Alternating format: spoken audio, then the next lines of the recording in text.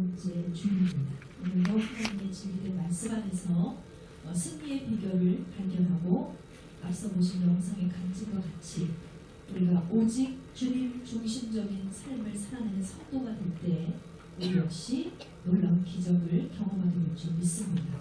그러므로 믿음의 상위 1%가 되기 위해서 오늘도 용기 있게 도전하는 저와 여러분이 되시기를 주님의 이름으로 축원합니다.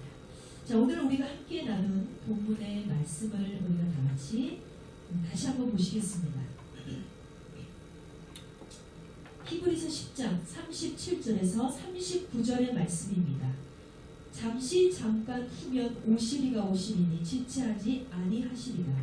오직 나의 의는 믿음으로 말미암아 살리라. 또한 뒤로 물러가면 내 마음이 저를 기뻐하지 아니하리라 하셨느니라. 우리는 뒤로 물러가 침륜에 빠질 자가 아니요 오직 영혼을 구원함에 이르는 믿음을 가진 자니라 했습니다. 여러분, 교회 안에는 앞서 그 영상에서도 보셨다시피 교회 안에는 두 종류의 성도가 있는 것 같습니다.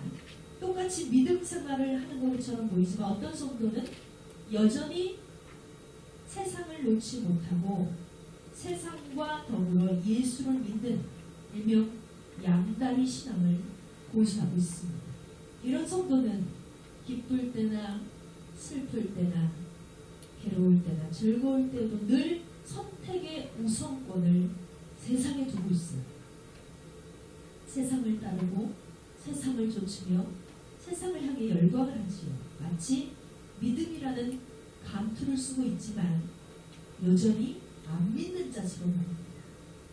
그러다 보니까 그의 마음에 주를 향한 사랑이나 주를 향한 믿음이나 주를 향한 감사의 마음보다는 세상의 행복과 세상의 성공과 세상의 명예를 추구하고 욕심을 가득 품고 살아가게 됩니다. 그러나 여전히 교회에 나와서는 어때요? 주님을 가장 열심히 믿는 것처럼 복음을 위해서 살아가는 것처럼 보이기 때문에 특별히 구별되지 않습니다. 또 다른 성도의 종류는요, 진짜 믿음으로 살아가는 성도입니다. 이들은 세상의 행복이나 세상의 즐거움이나 세상의 성공이나 명예, 이 땅에서 잘 먹고 잘 사는 것에 크게 집중하지 않습니다. 이들의 관심은 오직 내가 어떻게 하면 주님을 기쁘시게 할 수 있을까? 내가 어떻게 하면 믿음으로 살아갈 수 있을까? 내가 어떻게 하면 마지막까지 이 믿음을 지킬 수 있을까? 여기에 중심을 두며 살아가는 자들입니다. 이런 성도들은 항상 생각을 하죠. 나는 절대로 이 믿음이 없이는 살 수가 없어. 바로 오늘 본문의 말씀인 오직 나의 의는 믿음으로 말미암아 살리라. 이 말씀을 그대로 순종하며 살아가는 자들입니다. 바로 이와 같은 복된 믿음이 저와 여러분의 믿음이 되시기를 주님의 이름으로 축원합니다. 그렇습니다. 여러분, 성도에게는 반드시 있어야 될 것이 있죠. 믿음이에요. 믿음이 있어야 의인의 삶을 살아갈 수 있고 우리가 의인이 되려고 발버둥을 쳐야 하나님으로부터 나의 의인이다라고 인정을 받을 수 있는 것입니다. 그러므로 오늘 말씀을 통해서 오늘도 세밀하게 말씀하신 하나님의 음성을 듣기를 사모하시고 하나님의 뜻을 발견하시는 저와 여러분 되시기 원합니다. 앞선 김미진 간사님도 간증하셨듯이 숱하게 들었지만 너무나 잘 아는 말씀이라고 생각했지만 그 말씀이 내 가슴에 계시로 오지 않았을 때, 내 가슴에 꽉 박히지 않았을 때 내 것이 아닌 것이 되었다. 그래서 하나님의 말씀이 나의 능력이 되지 못했고 하나님의 말씀이 나의 삶이 되지 못했다라고 고백을 했잖아요. 이처럼 오늘 이 말씀도 우리가 숱하게 들은 말씀입니다. 너무나 잘 아는 말씀이에요. 그렇지만 그동안 여러분이 깨닫지 못했던 이 말씀의 비밀을 통해서 오늘도 한 걸음 더 주님 앞으로 나아갈 수 있는 저와 여러분이 되시기를 예수님의 이름으로 축원합니다. 자, 그렇다면 우리가 주님께 인정받는 의인이 되기 위해서는 어떤 믿음을 소유해야 하느냐? 첫 번째로 확실하고 반듯한 믿음을 가져야 한다는 것입니다. 로마서 3장 10절에서 12절 말씀에 보면 사도 바울은 이렇게 이야기합니다. 의인은 없나니 하나도 없으며 깨닫는 자도 없고 하나님을 찾는 자도 없고 다 치우쳐서 함께 무익하게 되고 선을 행하는 자는 없나니 하나도 없도다 그랬습니다. 여러분, 이 말씀 자체만 보면 이 말씀은 굉장히 우울하고 비관적인 말씀이에요. 이 땅에 의인이 없다. 깨닫는 자도 없다. 하나님을 찾는 자도 없다. 선한 자도 없다. 단 한 사람도 없다라고 얘기하고 있어요. 그런데 여기에서 없다라는 말의 포커스는 의인의 숫자가 아닙니다. 바로 하나님 앞에서 자기 자신을 의롭다고 자랑할 수 있는 사람은 이 세상에 단 한 사람도 없다는 이야기입니다. 왜냐하면 이 세상을 살아가는 모든 사람들 전부 다 본질적으로 죄인입니다. 그렇기 때문에 누구도 자신을 자랑할 수 없어요. 누구도 자신을 의롭다고 할 수 없어요. 누구도 자신을 칭찬할 수 없고 누구도 자신을 잘난 척 할 수가 없다는 것이죠. 그런데 세상에 잘난 척하는 사람 너무 많아요. 나는 법 없이도 사는 사람이야. 나는 정말 내 주먹을 믿어. 나처럼 바른 생활 하는 사람이 있는 줄 알아? 하면서 굉장히 교만하고 굉장히 잘난 척하고 굉장히 자기 자신을 믿는 사람들이 이 땅에 참 많이 있죠. 그런데 이런 사람들 치고 사실 예수를 제대로 믿는 사람을 본 적이 없어요. 진짜 예수 믿는 사람들은 어때요? 늘 겸손하죠. 자신의 겉모양이 아무리 잘났어도 잘난 체 하지 않습니다. 왜냐하면 진짜 예수 믿는 사람들은 알아요. 본질상 자신은 진노의 자녀, 죄인임을 알고 있기 때문에 감히 나 자신을 잘난 체 할 수가 없는 거예요. 늘 주님 앞에 죄인임을 인정하고 오히려 의인의 삶이 나의 삶이 되기를 소망하며 살아가는 것입니다. 누가복음 18장 8절에서 주님은 이렇게 말씀하셨습니다. 그러나 인자가 올 때 세상에서 믿음을 보겠느냐 하셨어요. 예수님께서 이 땅에 다시 오실 때 과연 믿음으로 말미암아 살아가는 성도들을 만나볼 수 있겠냐고 묻고 계시는 거예요. 그만큼 진짜 성도를 찾기가 힘들겠다는 말씀입니다. 내가 다시 이 땅에 왔을 때 과연 믿는 자들이 있을까? 진짜 나를 믿는 자들이 있을까? 예수님 그렇게 말씀하시는 거죠. 그럼 창세기에 기록된 노아의 때를 한번 생각해 보세요. 노아의 때 하나님의 심판에서 구원을 받은 사람들이 몇 명이었습니까? 노아의 가족 단 8명 뿐이었습니다. 또한 아브람 역시 하나님의 심판의 말씀을 듣고 소돔성에서 의인 10명을 찾으려고 애를 썼지만 그 10명의 의인이 없었다는 거예요. 아무리 찾으려고 해도 의인 10명을 찾을 수가 없었다고 그는 기록되어 있습니다. 의인 10명이 없어서 소돔과 고모라 성은 불로 심판을 받았어요. 그 중에 구원받은 믿음의 성도들은 몇 명이었을까요? 소돔과 고모라 성은 단 3명. 바로 아브라함의 조카인 롯과 그의 2딸 딱 3명만 구원을 받고 나머지는 다 멸망을 받았다는 것이에요. 그리고 가장 두려운 게 뭔지 아세요? 이 누가복음 17장에 기록된 것처럼 우리가 사는 시대가 노아의 때와 같고 롯의 때와도 같다는 것입니다.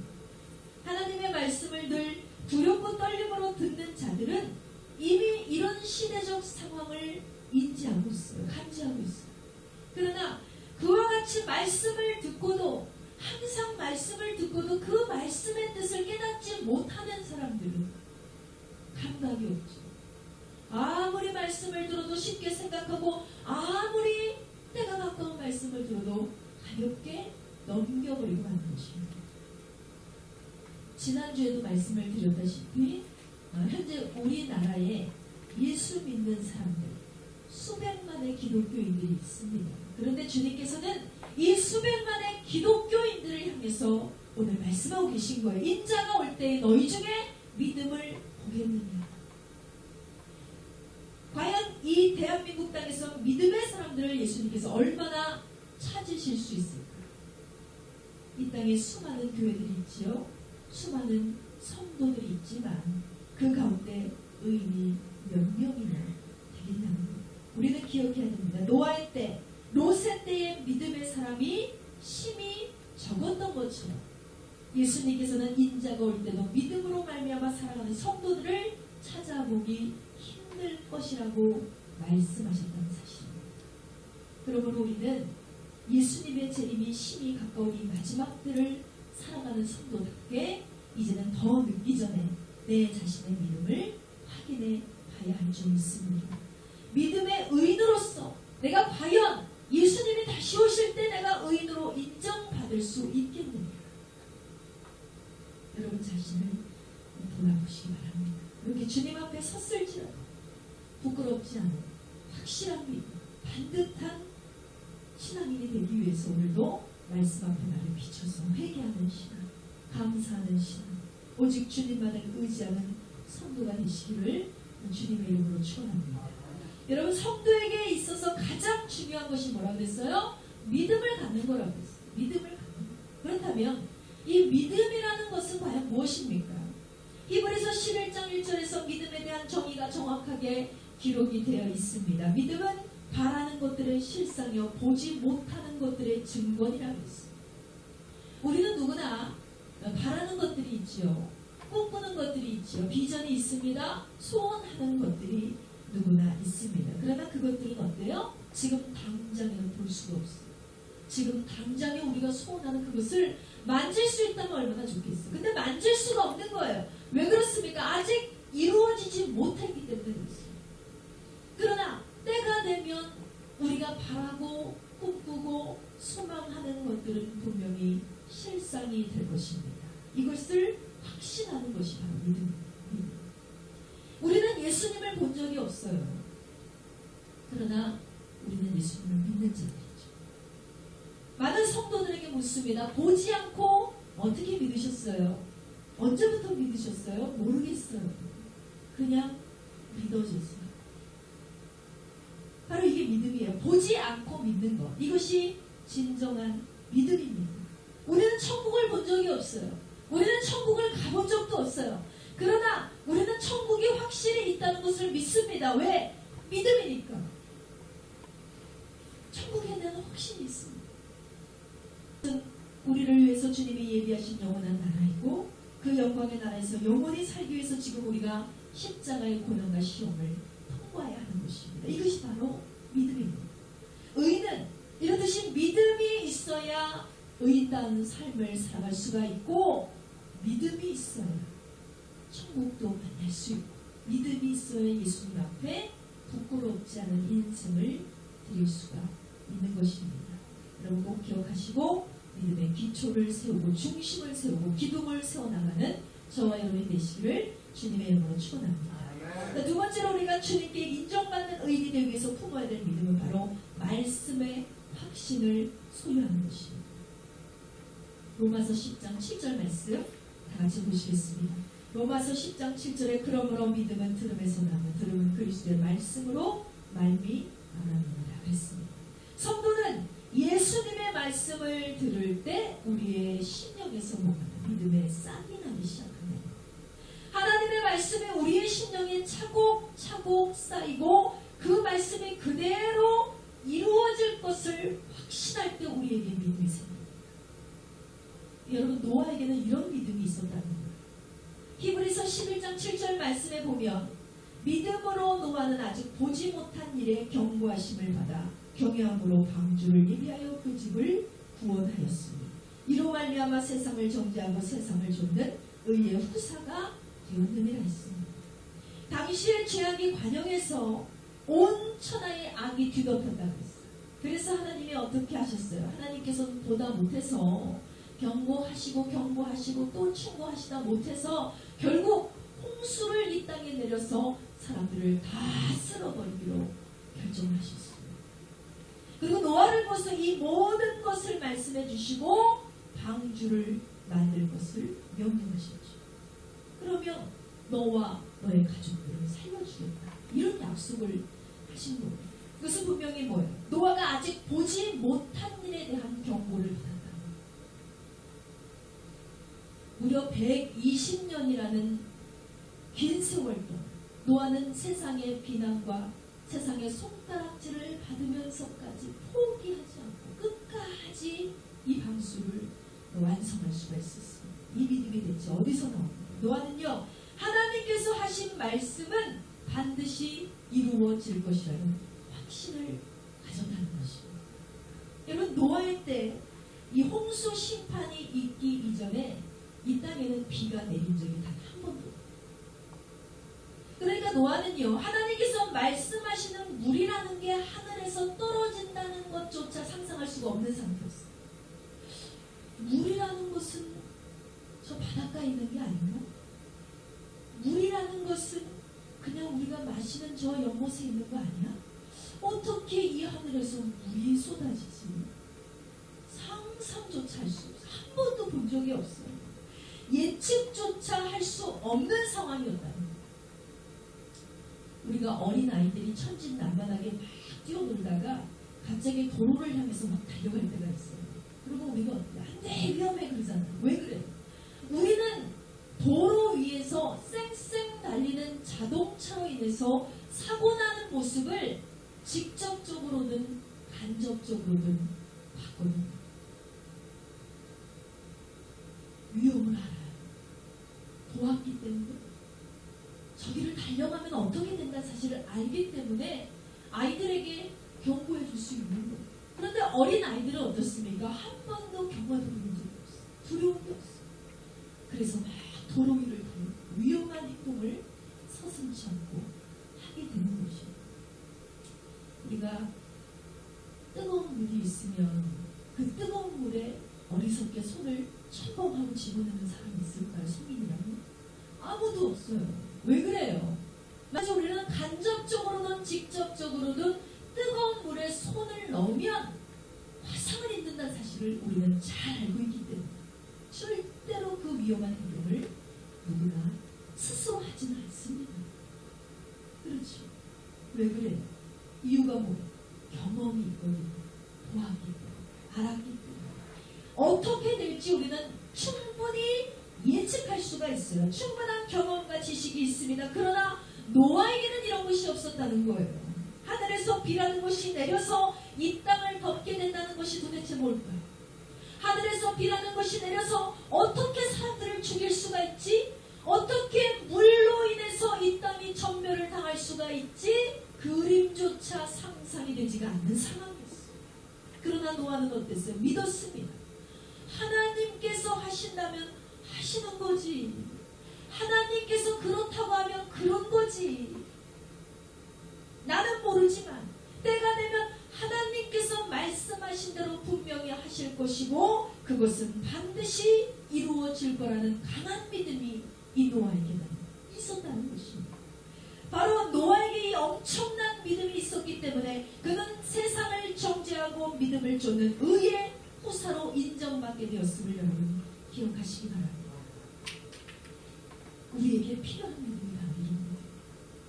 보지 않고도 믿을 수 있고 상상조차 하지 못하는 그런 상황에서 하나님의 말씀을 전적으로 신뢰할 수 있는 그런 믿음.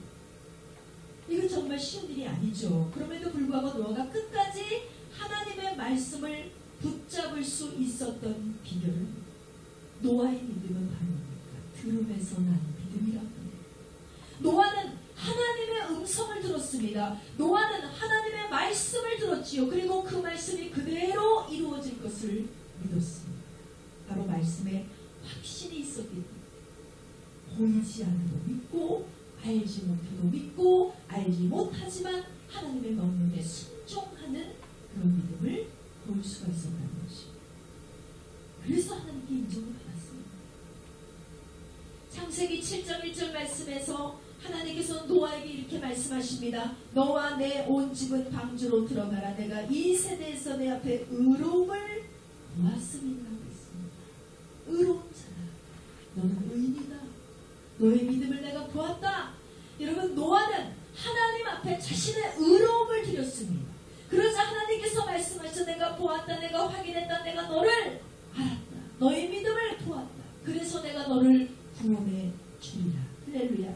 이것이 바로 믿음으로 말미암아 살아가는 성도의 태도임을 기억하시기 바랍니다. 사랑하는 성도 여러분, 지금 우리에게 필요한 믿음은 바로 이런 확실한 믿음이에요. 하나님께 받은 말씀을 여러분 절대로 놓지 마세요. 의심하지도 마세요. 끝까지 붙잡으셔야 됩니다. 어떤 어려움이 닥쳐오고 그 말씀을 믿지 못하도록 실망한 일들이 우리를 흔들어 놓고, 그래도 절대로 포기하시면 안 된다는 거죠. 지금 우리의 믿음은 어디 있습니까? 한 달 자신의 어떤 문제를 놓고 작전 기도를 했어요. 그런데 한 달 동안 아무 일도 일어나지 않아요. 그런 마음이 어때요? 상심이 오죠. 낙심이 옵니다. 절망이 와요. 이 문제는 안 되나 봐요. 이래도 안 돼. 내가 새벽 예배를 10년을 단 하루도 빠짐없이 했는데 아주 안 좋은 일을 봤어요. 이게 뭐야? 예수 믿는다는 것이 뭐야? 나는 안 되는다. 포기했네. 이 문제를 위해서 내가 얼마나 열심히 봉사했는데, 얼마나 열심히 교회를 가는데 하나님은 안 들어간다. 이것은 안 되는 거야. 이래도 안 되네 저래도 안 되네 하면서 하나님의 약속에 대해서 의심하고 판단하고 스스로 결정을 내린 거예요. 안 믿기. 조바심이 날 때마다 문제를 포기하고 싶은 마음이 우리에게 듭니다. 이 문제가 해결이 안 되는 그 순간마다 욱하는 마음이 들어요. 그런데 여러분 기억하세요. 노아는 하나님의 약속을 받고 120년 동안 침묵하시는 하나님을 한 번도 원망한 적이 없어요. 하나님께서는 노아에게 수시로 찾아오셔서 말씀하지 않으셨어요. 어떻게 지어라 이 말씀을 하셨지. 지금 내가 이 땅을 전멸하기 몇 년이 남았어. 조금만 참아. 내가 지금 저 사람들을 죽이기 몇 시간이 남았어. 그러니까 조금만 참아. 이런 얘기 안 하셨다는 거예요. 한번 딱 말씀 주시고, 한번 딱 언약을 주시고, 한번 딱 명령을 하시고, 그 다음에 하나님은 침묵하셨다는 거예요. 그러나 노아는 어때요? 120년간 묵묵히 말씀하지 않으시는 하나님 앞에 그 말씀을, 그 언약을 한 번도 의심하지 않고 방주를 묵묵하게 지었다는 것입니다. 그 하나님의 언약을 믿는 동안 세상의 조롱, 세상의 핍박, 손가락질 이런 것들이 엄청났겠죠. 이 노아같이 멋진 의의 사람을 한순간에 세상은 바보로 만들었어요. 저렇게 한심한 놈이 있는 거예요. 저런 정신병자가 있는 거예요. 그래도 노아는 확신했다는 거예요. 확실하게 그 약속을 믿었습니다. 이처럼 낙심하지 말고 여러분의 삶 가운데 그 말씀이 이루어지는 날까지 인내하시기 바랍니다. 여러분이 모든 환난을 이겨내고 믿음으로 승리하시는 그날 하나님께서 이렇게 말씀해 주실 것입니다. 사랑하는 나의 자녀야, 내가 이 세대 가운데 유일한 너의 믿음을 보았다. 너의 의로움을 보았다. 너의 진심을 보았다. 그래서 내가 너를 도와주리라.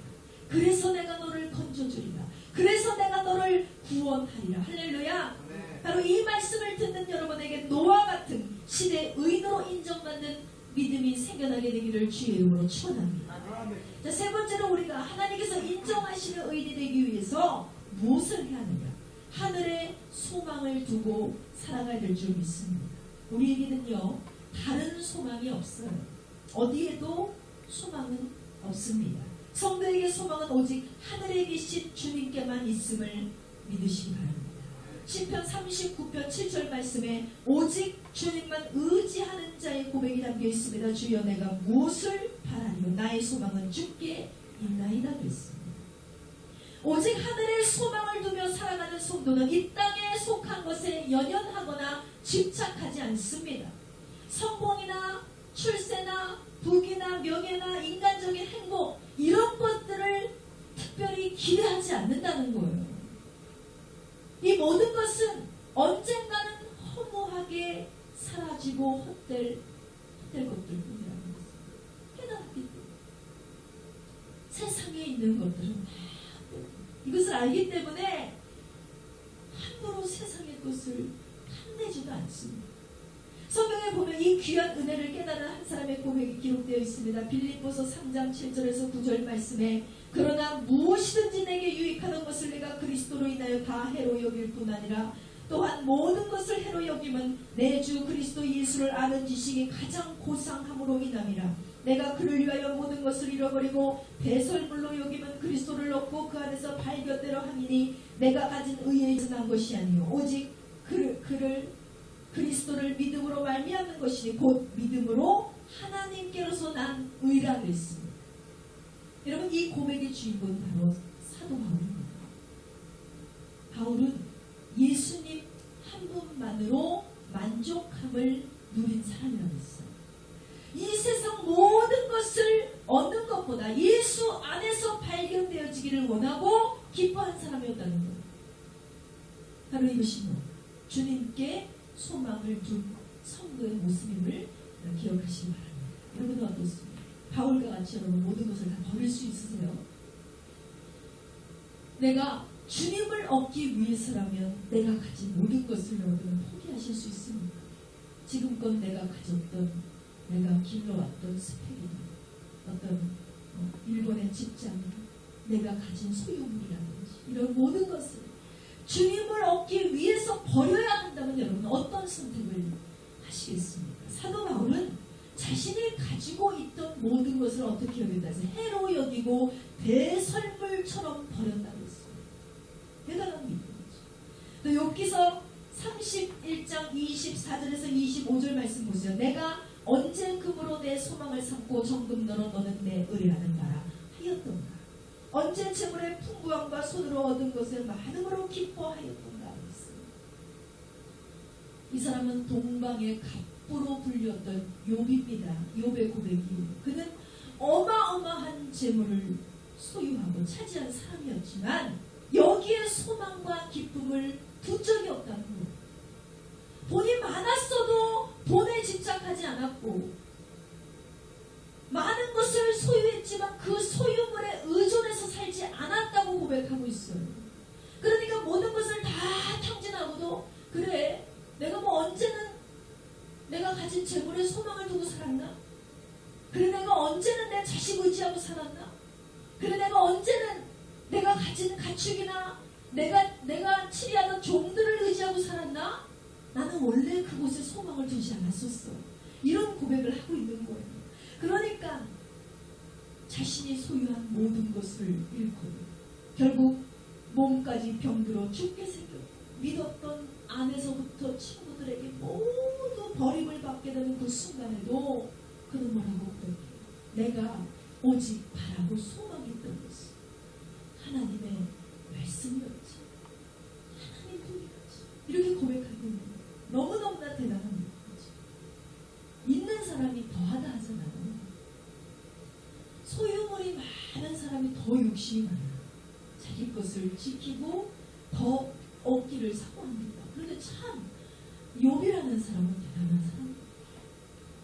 누려받고 가져받고 소유했지만 그곳에 소망을 두지 않았다.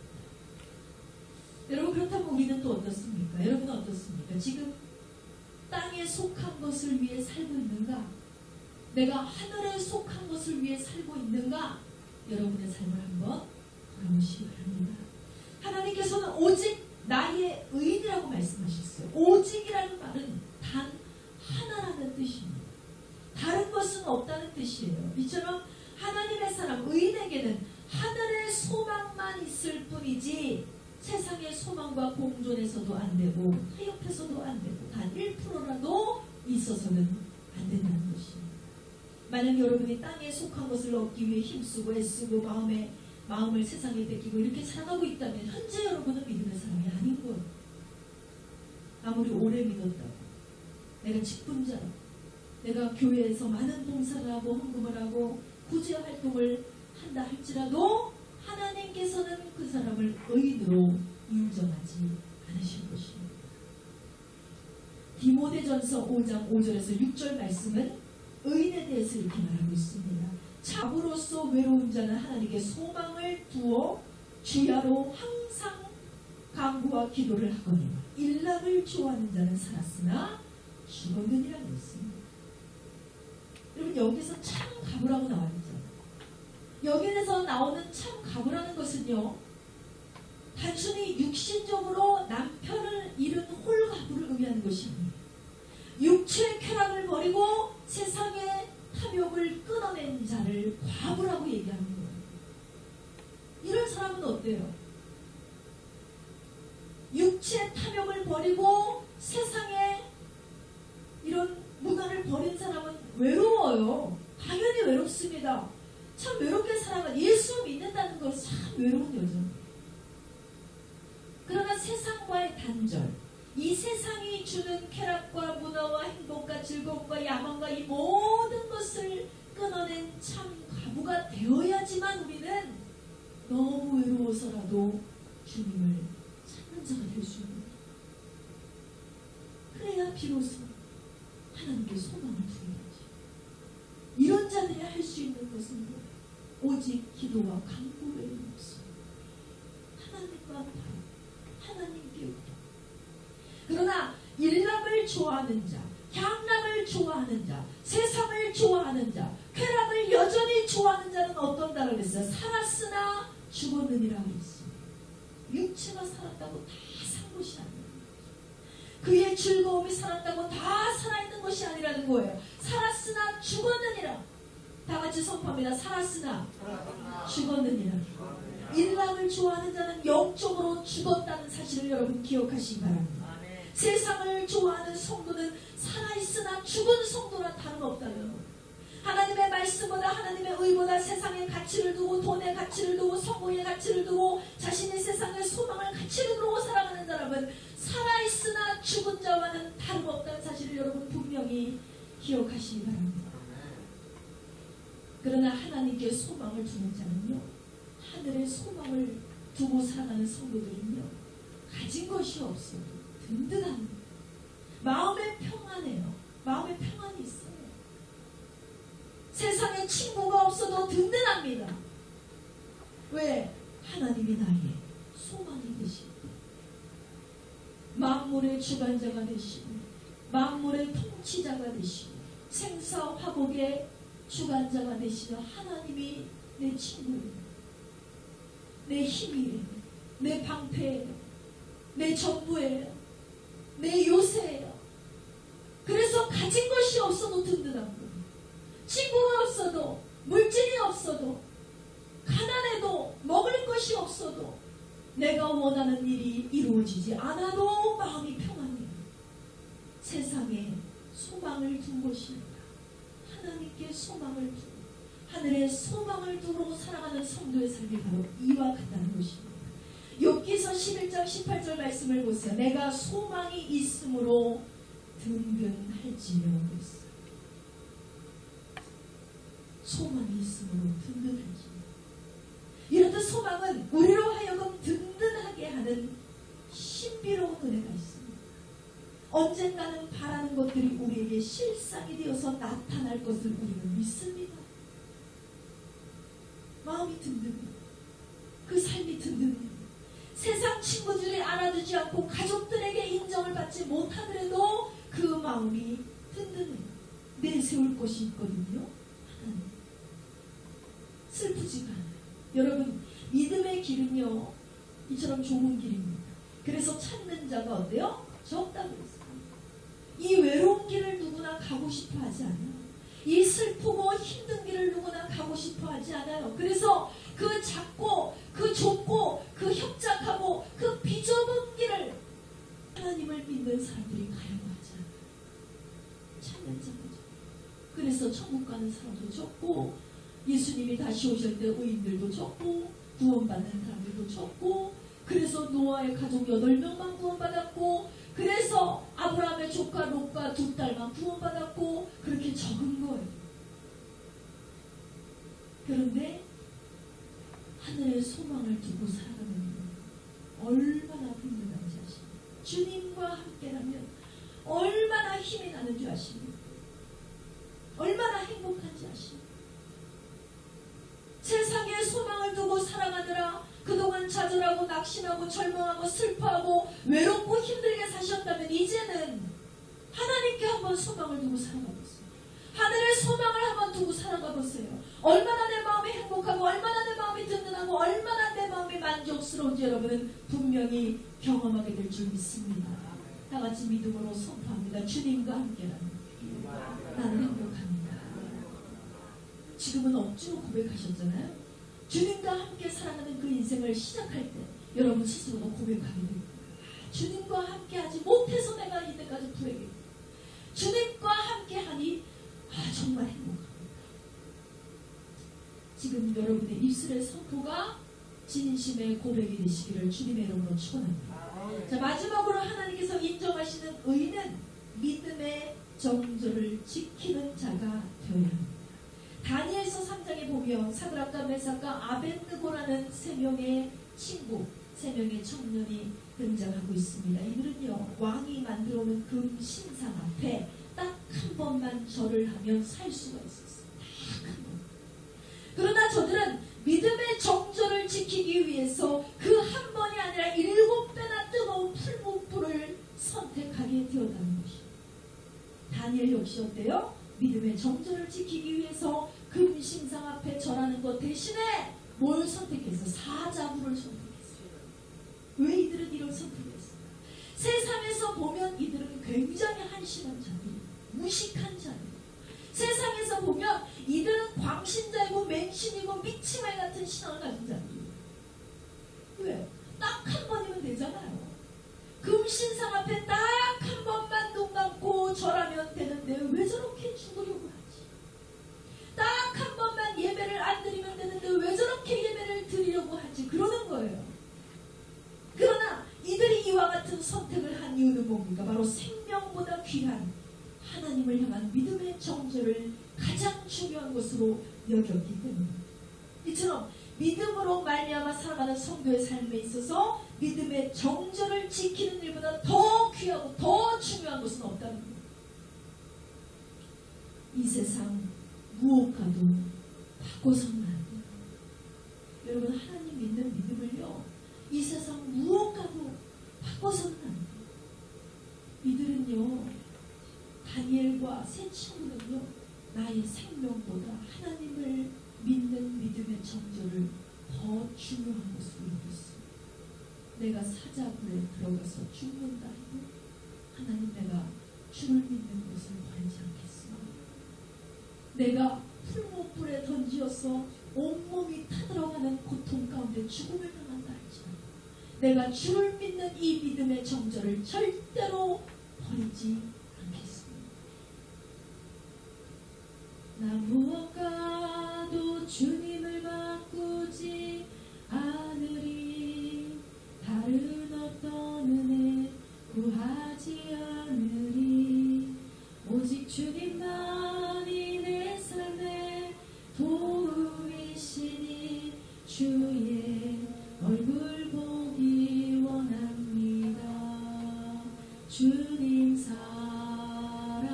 사랑해요. 온 마음과 정성 다해 하나님의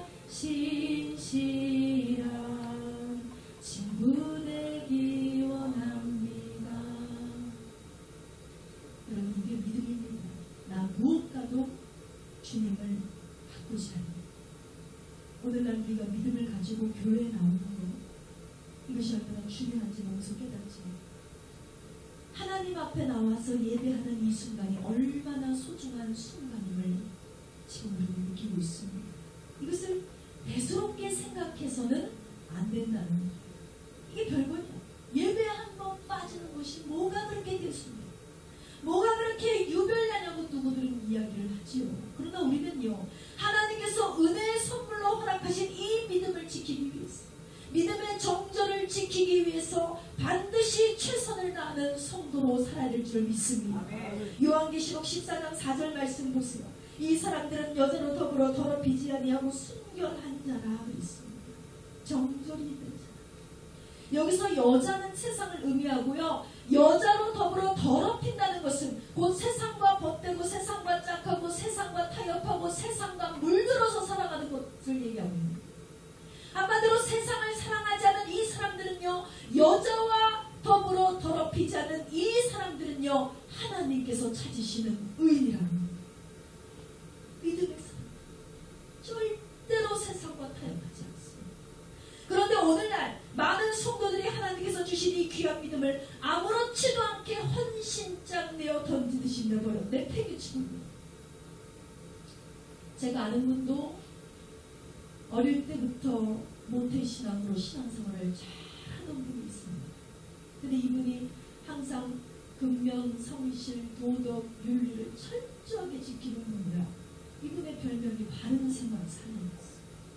그런데 어느 날 이분이 다니는 직장에서 직장 상사가 그 얘기를 하는 거예요. 너는 노래방 하나도 안 다니고 어떻게 무슨 재미로 사는가? 가만히 생각해보면 나도 참 좋아하는 노래가 있는데 노래방 가서 세상 노래 한두 곡 부른다고 해서 내 인생이 크게 달라질 것이 있을까? 이게 그렇게 죄가 될까라는 생각이 딱 들어가는 거예요. 그래서 동료들과 어울려서 어느 날 노래방을 갔는데 우리가 상상하는 일반 노래 부르는 노래방이 아니었던 거예요. 거기에 젊은 도우미들이 따라나오고 술에 취한 동료들이 춤을 추고 방탕하게 놀기 시작하는데 그냥 그 자리에 한 두세 시간 같이 있었던 것뿐이에요. 그런데 이상하게 자기의 정신이 몽롱해지더니 그 분위기가 막 젖어들고 취해나요. 그런데 그 다음날 이렇게 왔어요.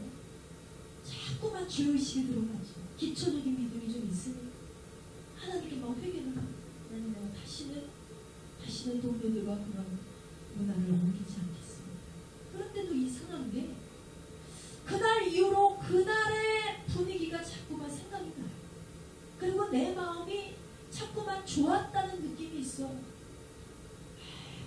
그렇게 놀아보니까 참 재밌던데 여자들을 이렇게 내가 쉽게 만날 수 있으니까 참 좋은 것 같은데 이런 막 분위기를 자꾸만 내 머릿속에서 끄집어내기 시작합니다. 결국 이 사람이요, 그날 이후로 자꾸만 세상 문화가 떠오르니까 그 생각나는 대로 발을 옮겼어요. 그래서 결국 또 가고 싶은 거예요. 갔어요. 그때로부터 이 사람의 일탈이 시작이 됐습니다. 걷잡을 수가 없는 거예요. 결국 거기서 만난 도우미와 물란한 생활을 하고 자신이 열심히 번 돈을 그 여자들에게 다 지불하려고 그렇게 살다 보니까 주일날 예배를 드리러 왔는데 자신의 그 평일의 생활들이 자꾸 하나님 앞에 죄로 드러나게 되니까 마음이 불편해지잖아요. 그러니까 결국 예배를 자꾸 등하시 하면 안 나오게 돼요. 예배 드리러 나오면 뭔가 자꾸 죄책감이 들고 그래서 그렇게 주님을 떠나게 됐습니다. 이분이 결국요 45살의 나이에 알코올성 치매에 걸리게 되고 알코올 중독, 성집착, 공황장애 온갖 고통을 다 당하고 그렇게 찾아온 질병이 당뇨도 찾아오고 만성 위장장애 합병증까지 얻으면서 온 몸과 영혼을 갈기갈기 찢어졌어요. 무려 40년을 지켜온 신앙이었어요. 어느 날 멍하니 시커먼 방 안에서 혼자 이렇게 앉아있는데 그런 생각이 들어요. 어디서부터 잘못된 거지? 내가 언제부터 이렇게 된 거지? 이런 생각이 드는데 탁 떠오르는 게 그날 노래가 세상 노래 한두 곡 부르는 것이 뭐가 그렇게 죄가 될까? 이 생각에서부터 자신의 파손은 시작이 될까요? 그것을 깨달은 이 사람이 그날 통곡하는 주님을 찾지. 하나님 잘못했습니다. 주님 내가 죄인입니다. 주님 내가 지금까지 40년간 하나님을 만나고 40년간 교회 가서 예배드리고 40년 동안 주님께 부르짖어 기도하면서 내가 진정으로 의인인 줄 알았는데 내가 진짜 믿음이 있는 사람인 줄 알았는데 지금 보니까 내가 허당이었습니다. 주님 이제라도 날 좀 건져주세요. 내가 45살이 됐는데 이 나이에 장가도 못 가고 온갖 질병에 걸려있어요. 나는 지금 벌어놓은 돈을 여자들에게 다 탕진해서 가진 것도 없습니다. 병을 고칠 돈도 없습니다. 하나님 나를 제발 용서해 주세요. 대책이 없어요. 죽고 싶은데 죽어지지도 않더라는 거죠. 그래서 이분이 결국은 내가 죽을 용기로 다시 예수를 붙잡아보자. 그래서 주님께 다시 돌아가게 되었고 결국 이분은 한 8년 만에 주님의 능력으로 육체 질병과 영혼의 병을 다 치유받고 주님께로 다시 회복되어 돌아가서 지금 전도사입니다. 기도해서 봉사하면서 열심히 살아가는 사람이 되었습니다. 여러분 이렇듯이 이 땅에 많은 그리스도인들이 이렇게 시작을 합니다. 이 정도면 어땠어요? 원만한 직장 생활을 위해서 상사가 건네주는 술 한 잔이 뭐가 어때서 그래요? 여기서부터 세상과의 벗됨을 시작합니다.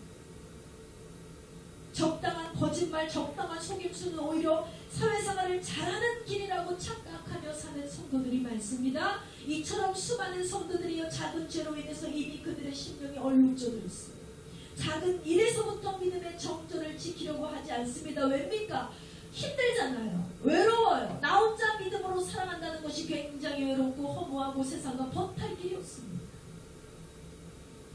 이 작다고 생각하고 별거 아니라고 생각하는 죄들이 모이니까요. 저 심령에 악이 들어오고 더 이상 하나님의 말씀을 말씀으로 받아들여지지가 않는 적당한 타협이 오히려 믿음의 성도를 파선으로 이끌어가고 있다는 것입니다. 여러분 우리가 기억하는 엘리야의 사건이 있죠. 당시에 주의 종들과 백성들이 다 타락했어요. 그래서 바알과 아세라 신을 다들 섬기게 됐어요. 그때 하나님께서는 우상에게 무릎을 꿇지 않는, 우상에게 입을 맞추지 않는 믿음의 사람들 7,000명을 남겨주셨어요. 지금도 세상 많은 사람들이, 세상 많은 백성들이 세상의 신을 향해 절을 하고 입 맞추고 믿음의 정절을 깨버리고 있습니다. 그러나 저는 믿습니다. 우리가 사는 이 악한 시대에도 하나님께서는 분명히 우상에게 절하지 않고 우상에게 타협하지 않고 세상과 동조하지 않는 믿음의 7,000명 이상을 남겨두고 계시다는 사실을 저는 믿습니다. 그 중에 한 사람이 바로 저와 여러분이 되기를 주님의 이름으로 축원합니다. 여러분 믿음이요, 이 하나님을 향한 정절을 잃어버리도록 유혹하는 일들이 얼마나 많은지 아십니까? 그런 일을 만날 때마다 여러분 예수 그리스도의 이름으로 물리치시기 바랍니다. 아무리 작은 일이라도 이 악을 끊어내야 내가 의인의 삶을 살아갈 때는 음란분도요, 한 번 보면 두 번 보게 되고 두 번 보면 세 번 보게 되고 계속해서 중독이 되는 거예요. 이번에 텔레그램 엠버방 박사방의 사건 보세요. 이 작은 대한민국 땅덩어리에서 힘없는 여성의 약점을 이용하고 어린 미성년자의 성을 노리게 삼고 착취하는 흉악한 범죄를 일어났어요. 거기에 가장 어린아이가 누군지 아세요? 유치원생을 잡아다가 성 놀이개를 삼고 착취하고 인간미를 범했어요. 그런데 거기에 참여한 인수가 무려 26만 명입니다. 그들이요 겉으로 보기에 굉장히 반듯하고 사회생활도 잘하는 공무원도 있고요, 누군가의 아들이고 누군가의 남편이고 누군가의 아빠예요. 그런데 거기에서 뒤로는 가면을 쓰고 그런 흉악한 모습을 하고 있다는 거예요. 더 자극적인 것을 추구하는 세상, 더 신선하고 뭔가 새로운 것을